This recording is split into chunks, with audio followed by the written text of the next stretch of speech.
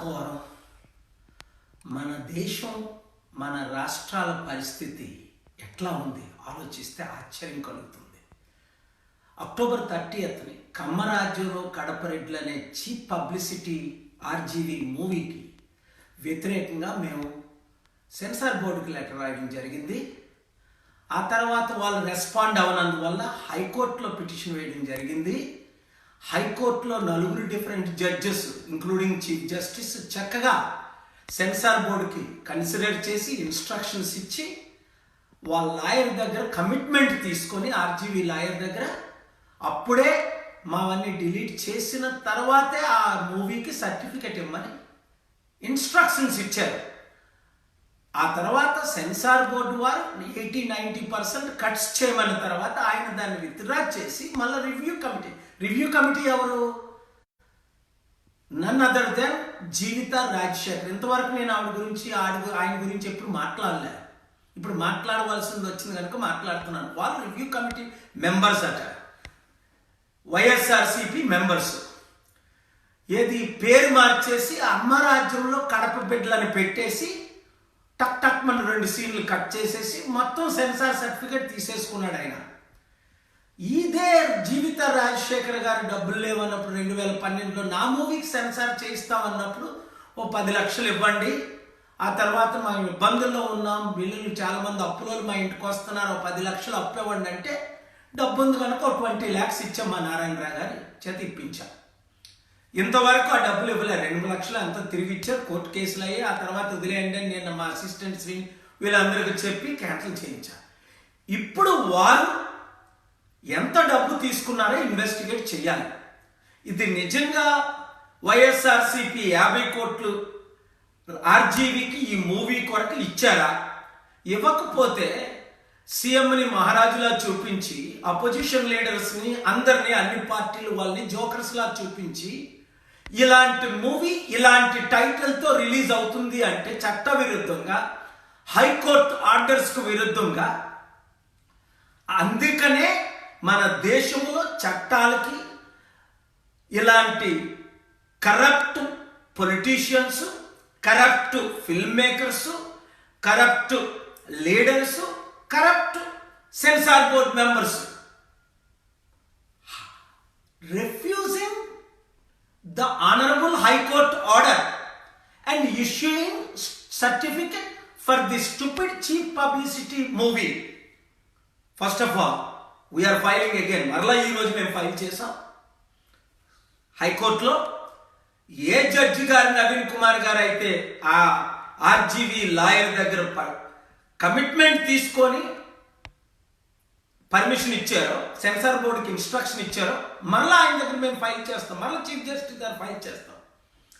తర్వాత censor board వాళ్ళని, review committee వాళ్ళని, గవర్నమెంట్ ఆఫ్ ఇండియా ఎవరిని మేము పార్టీ పెట్టామో వారిని పార్టీ చేసి డెఫమేషన్ సూట్ లా వేస్తాం.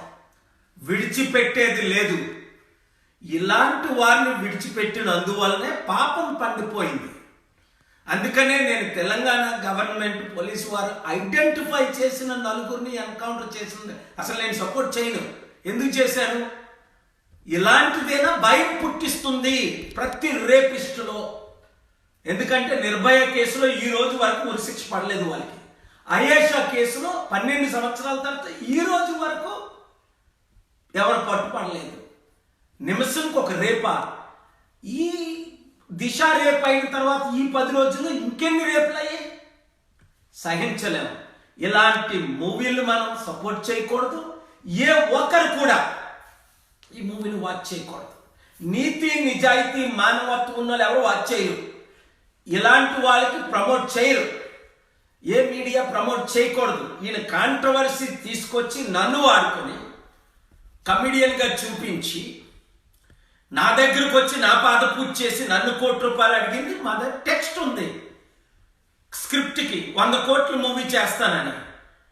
అందుకే ఈయనకి మూవీ లేకుండా పోయే ఈ ఒక పొలిటీషియన్ ఇస్తే డబ్బు 50 కోట్లు 100 కోట్లు ఇంకో పొలిటీషియన్ మీద చేస్తాడు. ఇప్పుడు కేసీఆర్ని ప్రొజెక్ట్ చేసి హీరోగా ఇంకొకరు ఇస్తే వాళ్ళ గురించి మూవీ చేస్తాడంట. థ్యాంక్ గాడ్ రామ్ గోపాల వర్మ మీద ఎఫ్ఐఆర్లు బుక్ అయ్యాయి 2 సీరియస్ సెక్షన్ మీద. అందులో ప్రెసిడెంట్ ఆఫ్ ఇండియాని ఒక జోకర్గా చూపించి నేను ఈయనకి అంటే ప్రెసిడెంట్ ఆఫ్ ఇండియాని మోర్ఫ్ చేసి ఈయన ఫోటో పెట్టుకొని ఈయన ట్విట్టర్లో అఫీషియల్గా పెట్టింది మేము ఎవిడెన్స్గా ఇచ్చాం. జ్యోతి అక్కడ పోలీసు వారిని కలిసినందుకు, ఆ ఎఫ్ఐఆర్ని బుక్ చేసినందుకు ఇప్పుడు ఆయన మీద తగిన చట్టం తీసుకోవాలని నేనే దానికి పర్మిషన్ ఇచ్చాను. ఇలాంటి వారిని స్పేర్ చేయకూడదు, నీతి నిజాయితీ జరగాలి. Now I'm asking the honourable high court, issue the order, stop this movie, prove yourself that no one is above law. The police department I'm asking take necessary action. మన తెలంగాణలో మోఫీ చేసినందుకు, కామెంట్ చేసినందుకు arrest చేయలేదా?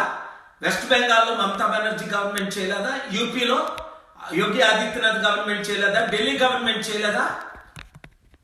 చిన్న చిన్న కామెంట్లు social మీడియాలో చేసినందుకు చేస్తున్నారే. ఈయన నా ఫోటో వాడుతూ నన్ను ప్రెసిడెంట్ గారు హోస్ట్ చేస్తే ఆనరబుల్ మినిస్టర్ రూపాల గారు ఉంటుండగా, జ్యోతి ఉంటుండగా, ఆ ప్రెసిడెంట్ ప్రణబ్ ముఖర్జీని మోర్ఫ్ చేసి ఆయన ఫోటో పెట్టుకొని ఒక ప్రెసిడెంట్ మార్క్ చేస్తాడని నేను ఆయన సర్టిఫికేట్ ఇచ్చినట్టు. Telangana police department serious action తీసుకోవాలి ఈయన మీద. ఆనరబుల్ హైకోర్టు సీరియస్ యాక్షన్ తీసుకోవాలి. సెన్సార్ బోర్డు రివ్యూ కమిటీ మిమ్మల్ని విడిచిపెట్టేది లేదు. నేను తలంచుకున్న తర్వాత క్షమించేది లేదు. ఇప్పుడైనా నా పాట నా గురించి డైరెక్ట్గా ఆయన చెప్పాడు, కేఏ పాల్ పాట ఇదని, కేఏ పాల్ రియల్ అని. అవన్నీ ఎడిట్ చేసి కట్ చేసి రిలీజ్ చేస్తేనే మిమ్మల్ని క్షమించేది, లేదా I will not spare you. God's judgment will come upon you. Wait and see.